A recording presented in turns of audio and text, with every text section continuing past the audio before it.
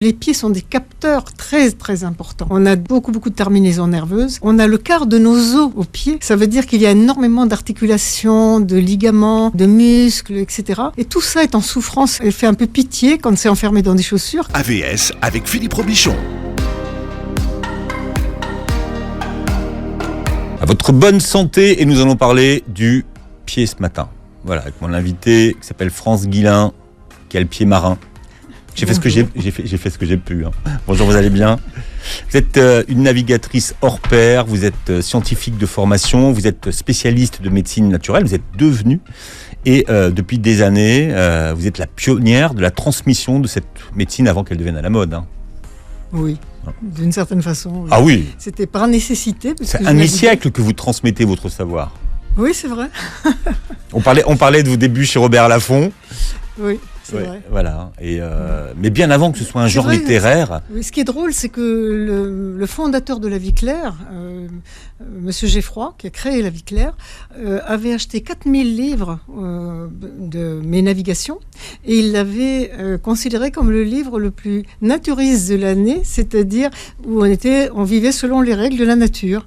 Et le mot naturiste était très approprié parce que naturiste, c'est pas de l'exhibition tout nu, même si on se met tout nu quand on en a envie. Quand on fait du naturisme, oui. Mais c'est d'abord vivre selon les règles de la nature, c'est-à-dire manger des vrais poireaux, manger des aliments naturels, faire du sport dehors avec l'air et le soleil, et non pas en salle et en jogging, enfin, etc. C'est plein de bon sens et aujourd'hui tout le monde trouve ça formidable.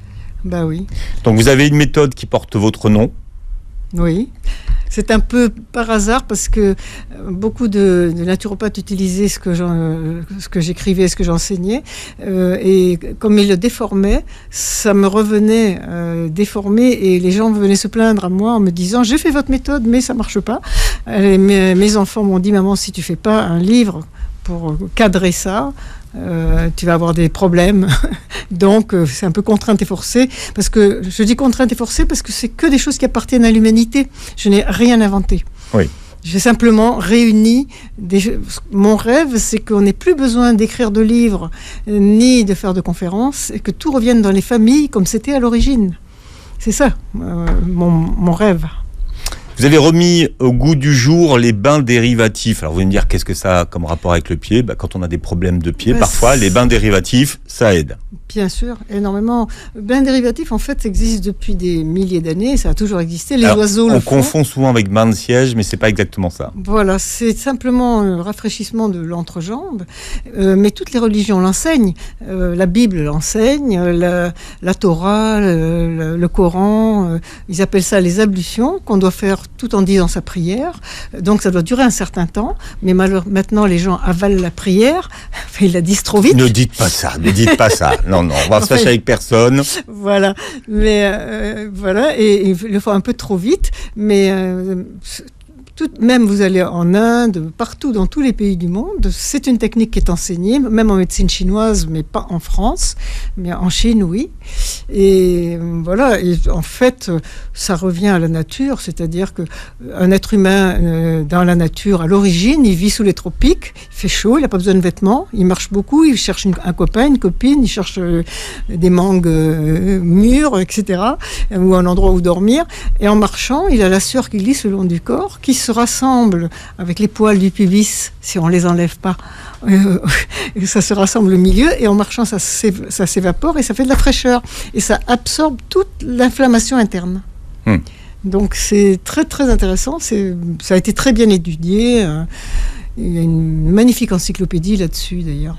Bon, et en tout cas, ça fonctionne. Il y a eu un vrai mouvement. Vous l'avez enseigné et vous l'avez transmis, en tout cas. Exactement. Vous l'avez remis au goût du jour, comme on dit. Voilà. Et vous publiez donc en poche aux éditions du Rocher, Nos chers pieds, bien-être, beauté, confort. Alors, il y a beaucoup de poésie dans votre livre. Hein. C'est très bien fait. Ce sont des petits chapitres courts. Vous racontez que vous avez marché pieds nus plus des 3/4 de votre vie sur des sols naturels, sautant d'une pierre à l'autre, dans les rivières, courant dans la brousse ou sur des plages de corail. Alors ça fait mal aux pieds. Et aussi sur le pont des bateaux parsemés d'embûches. Qu'est-ce que ça a eu comme impact, tout ça, sur vos pieds ? Ça vous remet sur terre et au présent. Si on vous bande les yeux et qu'on vous dépose dans un endroit que vous ne connaissez pas et que vous êtes pieds nus, vous avez déjà énormément d'informations sur le lieu où vous vous trouvez et sur la saison, vous avez énormément d'informations parce que les pieds sont des capteurs très très importants. On a beaucoup de terminaisons nerveuses. On a le quart de nos os aux pieds. Ça veut dire qu'il y a énormément d'articulations, de ligaments, de muscles, etc. Et tout ça est en souffrance et fait un peu pitié quand c'est enfermé dans des chaussures, parce que tout ça, normalement, est fait pour vivre. Vous appelez ça comment, vous les chaussures ? Pardon ? Vous appelez ça comment, vous, les chaussures ? Des boîtes à pieds. Parce que, en plus, elles n'ont même pas la forme du pied. Des chaussures normales devraient être larges à l'avant. Ça a existé dans les années 75 à peu près, enfin 1975 puisqu'on a changé de siècle. Ça a existé, ces chaussures un peu plus larges devant. Elles étaient très très chères, elles se vendaient place Saint-Sulpice justement, enfin tout près. Mais ça n'a pas eu de succès du tout parce que c'était pas la forme pointue de l'avant et ça abîme énormément les pieds. Moi j'ai des petits enfants qui tout l'hiver portent des sandales, pieds nus. Alors, vous êtes pour la libération des pieds des enfants ? De tout le monde. De tout le monde, parce que comme on est posé sur ses pieds, on est posé dans la vie. C'est une des punchlines de votre livre, celle-là. Comme on est posé sur ses pieds, sur ses pieds nus, on est posé dans la vie. Absolument. Si on est bien sur ses pieds, ça m'est arrivé plusieurs fois, enfin ça m'est arrivé souvent de rentrer après le dernier métro à Paris, après avoir été chez des copains, voilà, et d'être suivi. Ça m'est arrivé quelquefois d'être suivi, et chaque fois je me disais, j'enlève les talons, les talons c'est une arme, puis en fait je me retournais, je parlais à la personne qui me suivait, et puis sachant ça faisait tout tomber, quoi. Et vous disiez, de toute façon, j'irai courir pieds nus, je vais courir très très vite, et ça vous rassurait. Exactement. Parce que en travaillant sur le pied, j'ai fait aussi une découverte qui m'a enchantée. C'est le pied de singe, 13% de la population, parce qu'on s'est toujours payé ma tête parce que je courais sur la pointe des pieds. Je ne suis jamais arrivée à courir comme on apprend à l'école, en posant le talon d'abord avec les chaussures. Et donc, je courais très maladroitement avec des tennis. Et puis, ces dernières années, les créateurs des Five Fingers, des chaussures à doigts, ont relancé la course pieds nus parce que c'était les Mexicains des montagnes qui gagnaient toutes les courses parce qu'ils couraient pieds nus toute la journée, tout le temps. Et donc ils se sont inspirés de ça et maintenant les coureurs de très haut niveau de marathon réapprennent à courir pieds nus sur la pointe des pieds précisément parce que les orteils sont des propulseurs extraordinaires. Moi je peux pas monter agréablement des escaliers si je les monte pas 4 à 4. Et c'est sur la pointe des pieds. C'est beaucoup moins fatigant de monter des escaliers en courant sur la pointe des pieds que de les monter marche après marche. Je suis sûre qu'au niveau physiologique, c'est beaucoup moins fatigant et on fait beaucoup moins travailler, on fatigue beaucoup moins les articulations. Et les chaussettes aussi, avec 5 doigts. Alors, il y a les chaussettes à chez les Japonais, ouais, donc. Voilà, et les Japonais. Et vous aimez bien l'idée, en fait. Elles mettent ça avec des escarpins. Et moi, j'en ai une paire que une de mes filles m'a rapportée du Japon et que je mets avec des escarpins. C'est très confortable. Et puis, c'est pas du tout choquant. Donc, un être humain sur 13 aurait des pieds de singe. Qu'est-ce que ça signifie ? Alors, en fait, ce sont ceux qui ont l'habitude de grimper aux arbres. Moi, j'ai énormément grimpé aux arbres. J'allais apprendre mes leçons dans les arbres parce que j'avais pas de chambre. On avait une maison qui était toute petite, à Tahiti, et je montais dans un manguier, le plus haut perché possible. Je m'installais avec mes bouquins et puis je hurlais mes leçons à tue-tête pour les apprendre par cœur. Je dérangeais personne, mais j'étais dans les arbres. pour nous, grimper dans un arbre, quand je suis arrivée en France en classe de seconde dans le Jura, j'avais 13 ans à l'époque, première sortie qu'on fait avec l'école, c'était à Dole dans le Jura, en octobre, on va dans la nature. Alors un chemin de terre, qu'est-ce que je fais moi? J'enlève mes chaussures, je vais pas salir mes chaussures sur un chemin de terre quand même. Donc j'enlève les chaussures et je vois un arbre, un pommier, c'est tout petit un pommier, c'est pas rien à voir avec un manguier. Je grimpe dans le pommier et la religieuse qui était là ressemblait à une chauve-souris avec sa grande robe noire là. Et, France, qu'est-ce que vous faites? Je voyais pas ce que je faisais, j'étais montée dans un pommier. Elle me dit mais vous allez tomber. Tu parles, un pommier ça fait quoi 2 mètres, hein, même pas. Donc je dis non, enfin j'étais étonnée qu'elle me parle de tomber.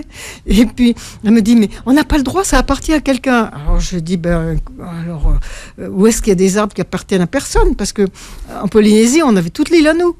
Elle me dit mais tout appartient à quelqu'un, même dans les forêts. Je m'en suis toujours pas remise aujourd'hui. Et alors, moi j'en reviens à mon pied de primate. Qu'est-ce qui fait la différence entre un pied de primate et le pied d'un homme? Alors, un pied de primate, il est fait pour grimper, justement. Il a la capacité de se courber pour prendre la forme des branches, ce qui est mon cas, précisément. C'est-à-dire, c'est un pied qui est très souple. C'est un pied qui peut attraper des choses avec ses orteils facilement, et puis qui peut se tenir aux branches, qui vraiment se tient aux branches comme les mains. Et il faut des branches un petit peu plus grosses que pour les mains, mais il se tient. Et c'est un pied qui n'a pas de plaisir à marcher. Mais par contre, moi j'adore le surf, le vélo, toutes ces choses-là, il n'y a pas de problème. À Paris, dans la rue, j'ai beaucoup plus de plaisir à courir qu'à marcher. C'est plus confortable pour moi. Et la chaussure m'oblige à avoir le pied plus raide. Et j'aime pas du tout les chaussures. Et vous venez d'une île où les enfants, à l'époque, faisaient 7 à 10 km le matin. Ils marchaient 7 à 10 km pour aller à l'école. Marchaient pieds nus. Aller-retour. Oui. Et les gens, quand ils allaient à l'église le dimanche, ils avaient les chaussures à la main.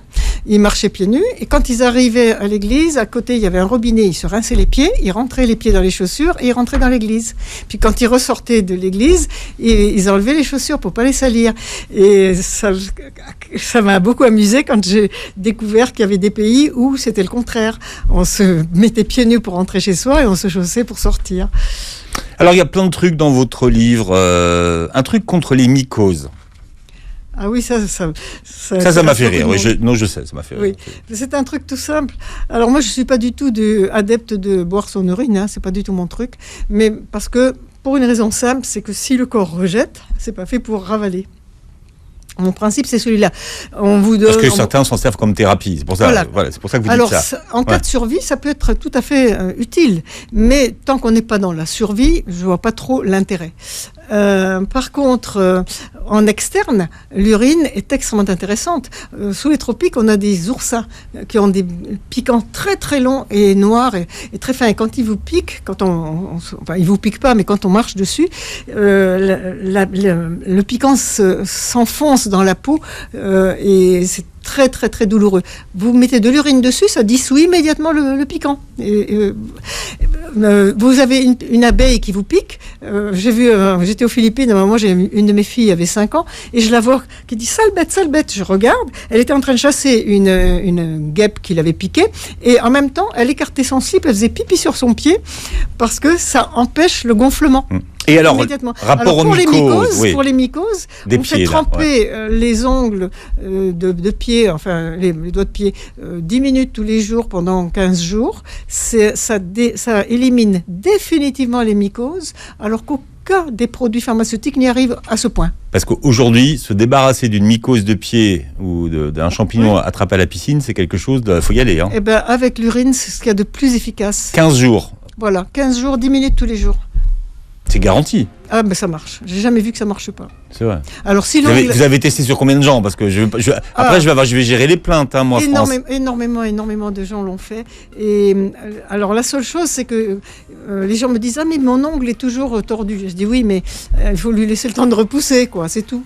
Mais sinon, ça détruit complètement les mycoses. Il y a aucun doute là-dessus. Vous avez essayé. Pensez aussi à laver ses chaussures de temps en temps, parce que les chaussures, elles sont au ras du sol, et beaucoup de gens remettent ses chaussures sans les laver tout le temps. C'est complètement absurde, parce que c'est comme si on remettait son slip tous les jours sans jamais le laver, quoi. C'est un nid à champignons, à microbes et tout ça. Même les escarpins, ça se savonne de l'intérieur. Toutes les chaussures doivent se laver, c'est normal. Mais tellement de gens ne le font pas, et après ils se plaignent. Et nous parlons des pieds ce matin, de vos pieds, de tous les pieds, avec mon invité France Guillain qui vient de publier Nos chers pieds, bien-être, beauté, confort, au rocher, poche. Il y a plein d'expressions autour des pieds que vous ne revendiquez pas. Par exemple, bête comme ses pieds.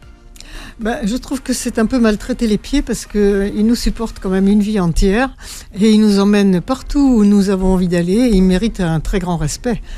Et donc, en plus, ils peuvent nous apporter beaucoup de bonheur. Donc, les pieds nous permettent de choisir notre vie, choisir le lieu où nous habitons, etc. Et même le travail que nous faisons. Quand on se plaint de manquer de liberté, souvent on oublie qu'on a des pieds. Vous dites que les pieds, c'est la liberté. Exactement. Et moi, je trouve ça prend du poids particulièrement ces dernières années. Cette liberté de poser ses pieds où on le veut. On a été mis à pied là pendant quelques années. Il y a comme danser comme un pied. Il y a plein de... Il y a énormément d'expressions. Alors il y a prendre son pied. Oui. Vous dites que les gens n'ont plus l'habitude de prendre leur pied, et quand on dit de prendre le pied, c'est de prendre vraiment son pied dans sa main. Oui. Et il y a certains exercices, notamment pour les chanteurs ou pour les artistes, qui sont utiles, et de se réapproprier son pied dans la main. Bien sûr. C'est pour se réaligner ? Oui, alors pour les chanteurs, un chanteur peut beaucoup mieux placer sa voix quand il est pieds nus, parce qu'il peut parce que l'appui qu'il a sur le sol, quand un spécialiste de la voix doit vous faire travailler, eh bien, il vous fait mettre pieds nus, et moi, ça m'est arrivé, j'avais une petite irritation des cordes vocales, et la phoniatre m'a dit, vous mettez pieds nus. Et puis après, elle a essayé de me faire tomber. Manque de bol pour une navigatrice, elle était mal tombée. Vous aviez le sens de la mer démonté. Mais comme elle me faisait émettre des sons en même temps, eh bien, ça m'obligeait à écraser le sol avec mes pieds, c'est-à-dire à être vraiment ancré. Et effectivement, beaucoup de gens ne sont pas ancrés. Et quand on chante, on a besoin d'appui. D'ailleurs, vous avez Evora, chanteuse qui chante... Aux pieds nus. Césaria. Oui. Césaria Evora, qui était toujours pieds nus. J'ai un ami chanteur, Richard Cross, qui a toujours chanté pieds nus, même en costume, même en smoking. En smoking, il a toujours chanté pieds nus. Alors, ça surprend, mais je comprends très bien. Il y a deux choses, moi, que je vois qui sont intéressantes. Quand on fait une conférence, quand on parle à un public, quand on donne un cours, eh bien, il y a deux choses qui me paraissent intéressantes. C'est être pieds nus, c'est-à-dire vraiment bien posé sur ses pieds. Alors, on ne peut pas toujours se mettre pieds nus, mais en tout cas, on appuie bien sur ses pieds pour bien poser sa voix. Et puis, être debout, parce qu'on respire beaucoup mieux que quand on est assis. Et là, vous avez votre ancrage. Voilà. Ouais. Enfin, on peut toujours être pieds nus, c'est simplement que ça ne se fait pas. Les conventions voilà, aujourd'hui. C'est uniquement ça. Voilà, ça va choquer les gens si vous. Exactement. Quoi qu'aujourd'hui, vous pourriez donner une conférence pieds nus, vous pourriez vous Absolument. le permettre. Mais je le fais souvent. Oui, vous pouvez vous le permettre aujourd'hui. Je le fais souvent parce que je trouve ça très intéressant. Et alors, ce qui est très amusant, c'est que des spécialistes du dos, de la santé, etc., me disent « C'est incroyable, à votre âge, vous êtes droite, vous arrivez à tenir 4 heures comme ça, sans bouger, sans bouger d'aucune façon. » Je suis simplement bien posé sur le sol, c'est tout. Quand le corps est en bon équilibre. Et d'ailleurs, je me souviens d'un chausseur de la vallée du Rhône, là, qui m'avait du temps où on faisait encore des vraies chaussures avec des vrais talons en cuir. Voilà. Et bien, il m'avait expliqué comment choisir des talons, parce que moi, j'aime beaucoup les talons, je les aime toujours. Et bien, il m'avait dit, vous posez pieds nus, vous regardez dans la glace, regardez bien comment est le corps, comment est la colonne vertébrale, comment est le dos. Et il me dit, quand vous achetez les talons, vous devez avoir exactement la même position. Il m'a dit, sinon, c'est que le talon n'est pas adapté à votre corps. Et donc, c'était un chausseur qui faisait ça très très bien, très intéressant, parce qu'il me disait, le centre de gravité ne doit pas changer. On doit être exactement de la même façon. Or, la plupart des femmes aujourd'hui sont déséquilibrées par les talons. On en trouve de temps en temps qui sont... Oui, mais aussi l'esthétisme de la chaussure prime sur le confort. Voilà. Alors que une belle démarche, ça passe avant une belle chaussure. Pour moi, je trouve qu'une jolie démarche, ça passe avant la beauté de la chaussure. Est-ce que je vais être très incorrect si je vous demande votre âge ?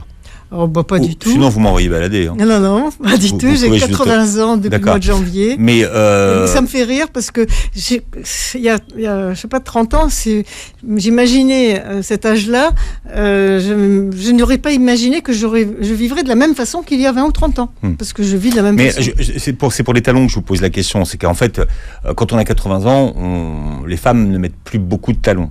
Ah, moi j'adore les talons. Ça devient compliqué d'avoir l'équilibre. C'est pour ça qu'il faut garder ses pieds en bon état et puis garder son équilibre. Oui, alors le sens de l'équilibre, comme je fais du vélo, du surf et tout ça, le sens de l'équilibre, c'est pas un problème majeur. Mais c'est vrai que là, en ce moment, je suis pour 2-3 jours à 50 km de Paris, dans une forêt, et je parcours des chemins de chèvres entre le parking et mon chalet. Je descends, je remonte ces escaliers qui sont même pas des escaliers, c'est de la terre qui a été coupée avec des bouts de bois, ça dégringole. C'est des marches plus que des escaliers. Je descends ça en courant, je remonte en courant, aucun problème. Mais c'est vrai que moi je vois des personnes qui viennent dans ces endroits-là et elles n'arrivent pas à passer par là. Elles sont obligées de faire un grand tour avec un chemin plus...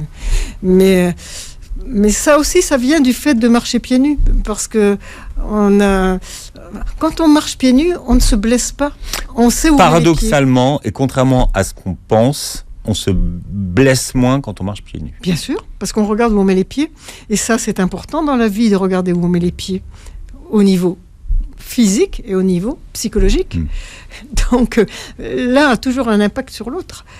Donc quand on marche pieds nus, on a une vision, on peut courir, on a une vision très très précise du sol et on ne met pas le pied n'importe où. Ça, c'est certain.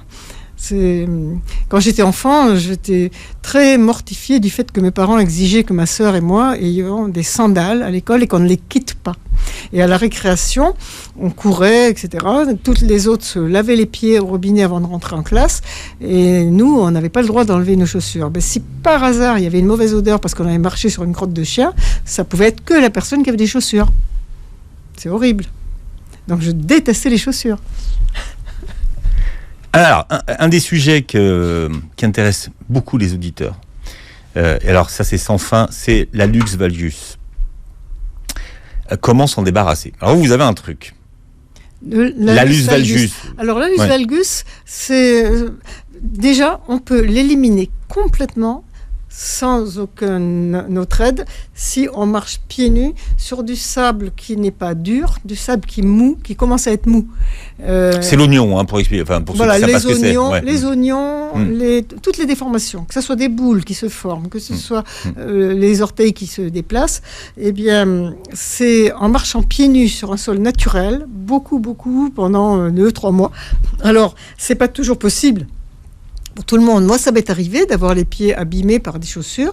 Et en 2 mois d'été, pieds nus complètement, les pieds ont retrouvé leur forme parfaite, la boule est partie, tout s'en va. Mais ça veut dire qu'en fait, les pieds ont la capacité de reprendre leur forme initiale. Mais oui, c'est pas même s'il y a un oignon. Ce ne sont pas des bouts de bois secs, c'est du vivant. Et donc, ça peut se former, et se déformer et se reformer. Ils sont résilients au sens physique du terme, de la physique, c'est-à-dire au sens qui a été donné d'abord au métal qu'on déforme avec la chaleur et qui retrouve sa forme quand il se refroidit. Eh bien, c'est le cas des rails des trains. Par exemple, les rails des trains s'allongent quand le train passe, parce que sous l'effet de la chaleur, et puis ensuite ils retrouvent leur place. Ça s'appelle la résilience. Donc les pieds ont la même résilience.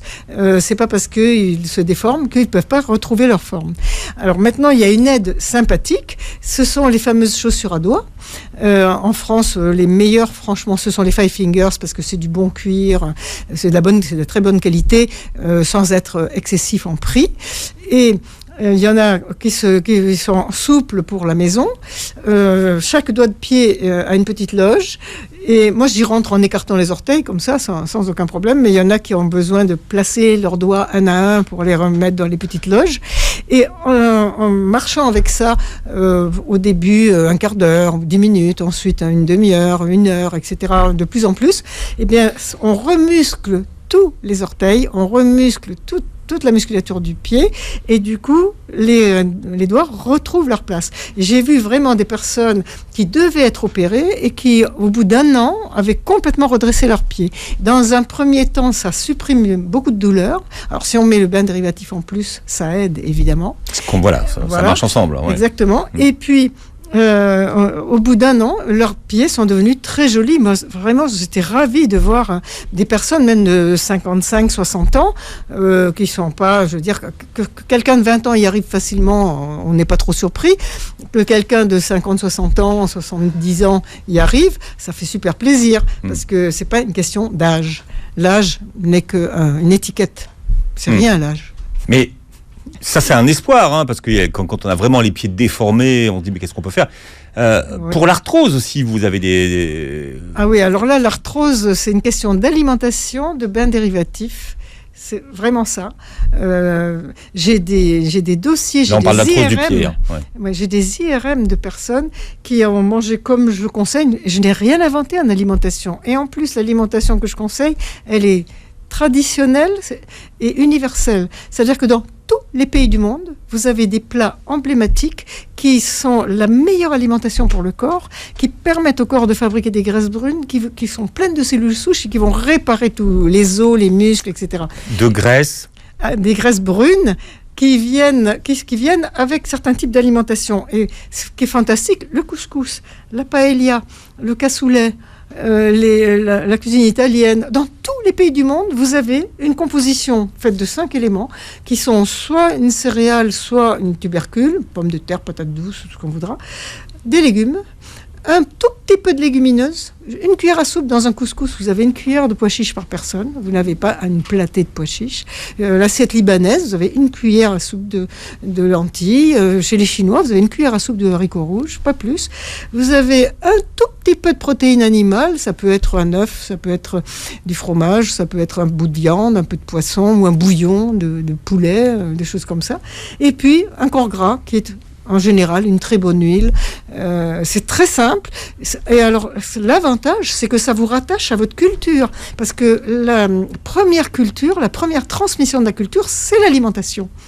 C'est vraiment la première culture et c'est le premier partage.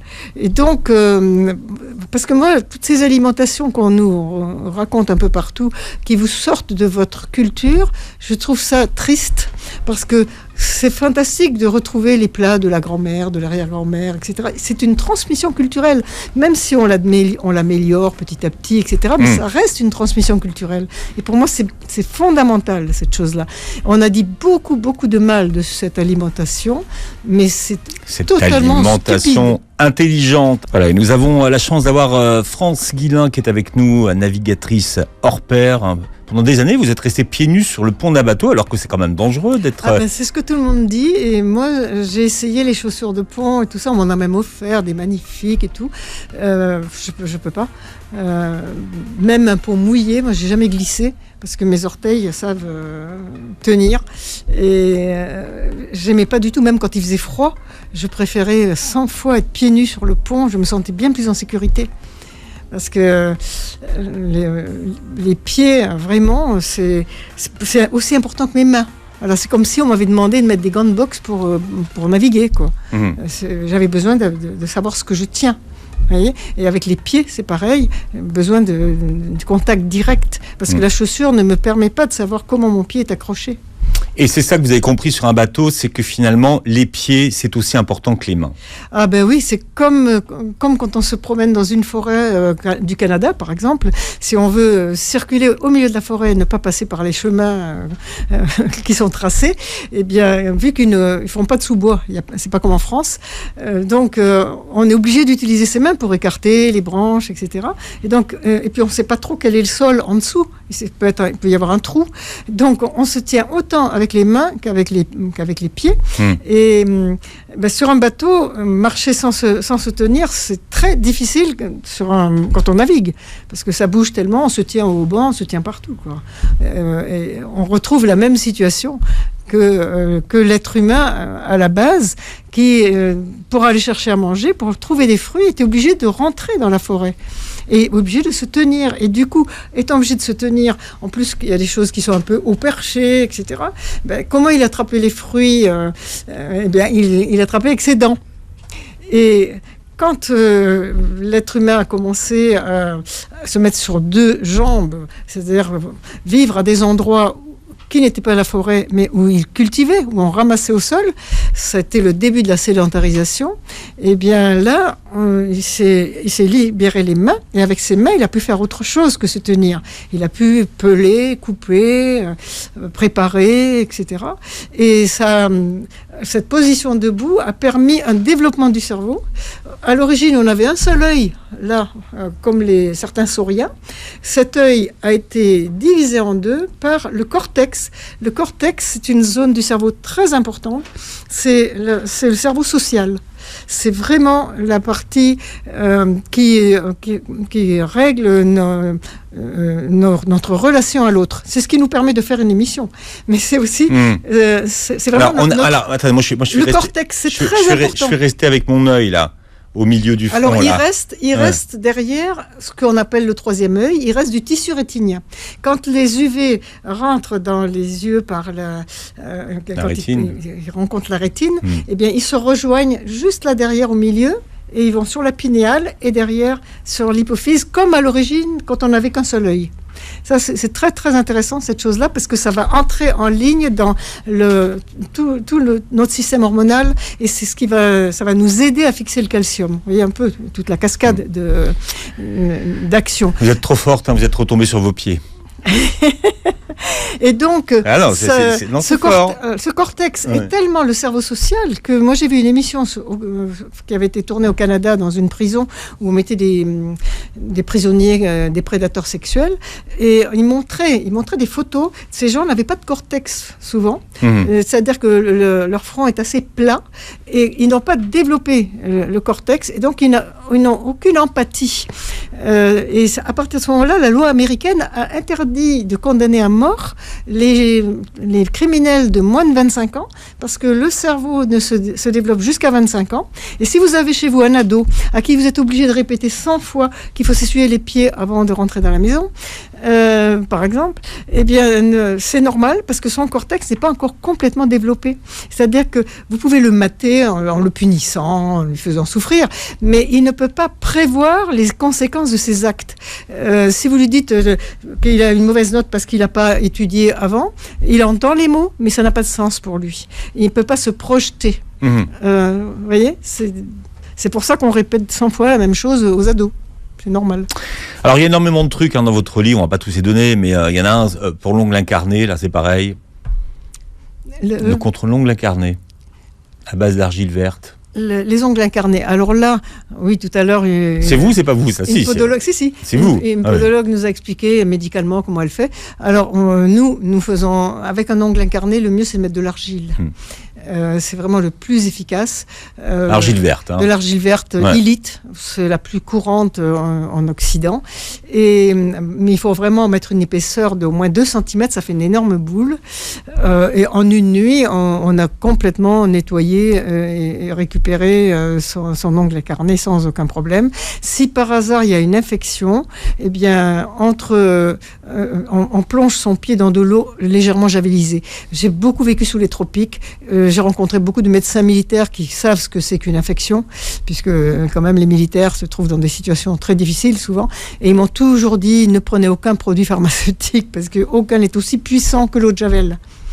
Et c'est vrai que c'est radical. On fait tremper on met 1 dé d'eau de Javel dans un petit verre d'eau, ça suffit comme quantité. On fait tremper 10 minutes, ça va vraiment éliminer les germes les plus dangereux, parce que souvent ce sont des staphylocoques. Et ensuite, on met de l'argile et ça vous nettoie ça magnifiquement bien, il n'y a aucun problème. La corne au pied, on l'enlève ou on l'enlève pas? La corne au pied. La corne au pied. Oui. Alors la corne au pied, elle est indispensable normalement. Si elle fait souffrir, il y a des gens que ça fait souffrir parce qu'elle est dure dans leurs chaussures. Alors évidemment, ils la râpent. Mais normalement, la corne, ça nous sert de semelle.